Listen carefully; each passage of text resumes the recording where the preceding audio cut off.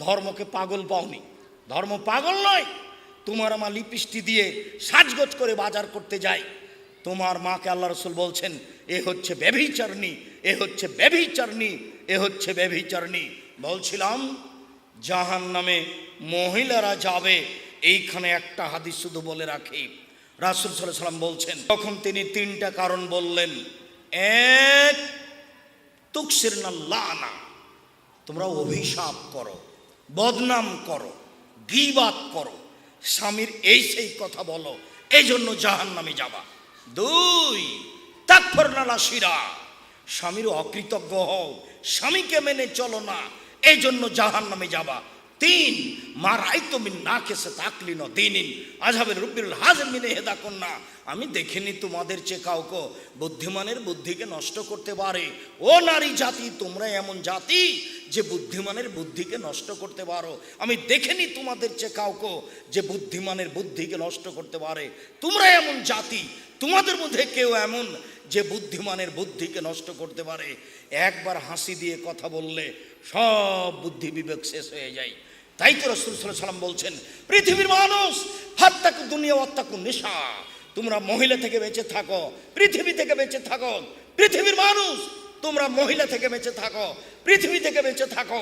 তাই রাসূল সাল্লাল্লাহু আলাইহি ওয়াসাল্লাম বলছেন, মা তারাকতু বাদি ফিতনাতান আযারাল রিজালা মিনান নিসায়ে, আমি ছাড়িনি কোনো বস্তু যেটা পুরুষের জন্য বেশি বিপজ্জনক হতে পারে নারীদের চেয়ে।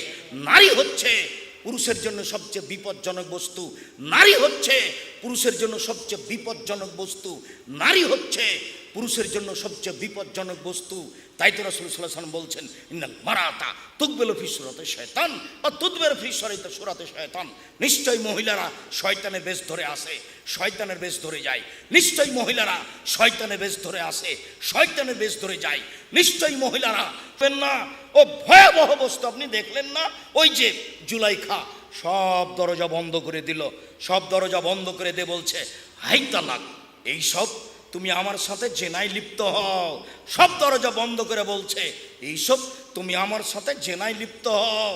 তখন ইউসুফ বলছেন, মাযাল্লাহ, আমি আল্লাহর কাছে আশ্রয় চাচ্ছি, ছি ছি ছি ছি ছি, আমি আল্লাহর কাছে আশ্রয় চাচ্ছি। এই বলে তিনি বের হওয়ার জন্য দৌড় দিলেন।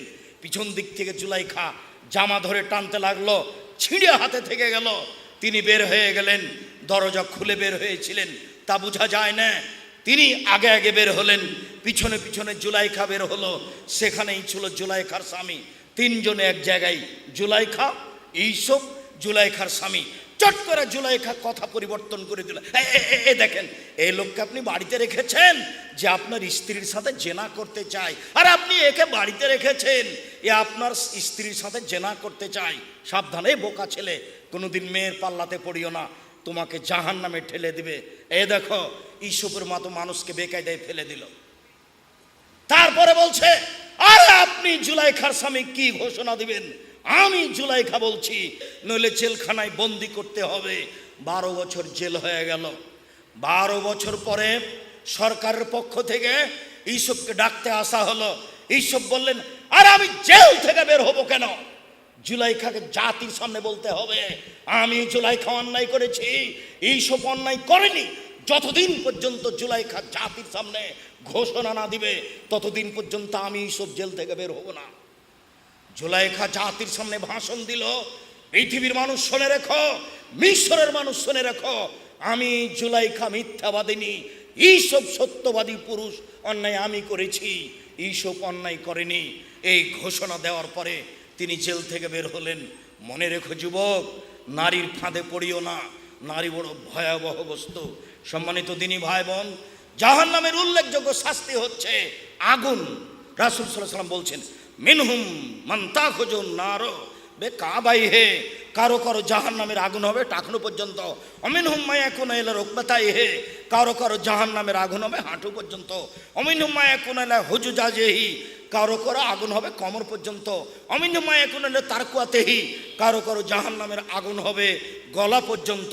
আবু হুরায়রা রাদিয়াল্লাহু তাআলা আনহু বলেন, রাসূল সাল্লাল্লাহু আলাইহি ওয়াসাল্লাম বলেছেন, জুজুকুম নারু মিন জুজে সাবিনা, তোমাদের বাড়িতে যে আগুন আছে এর চেয়ে 70 গুণ বেশি ক্ষমতাধর আগুন হলো জাহান্নামের আগুন। দুনিয়াতে যে আগুন আছে এরই ক্ষমতা কমবেশ আছে।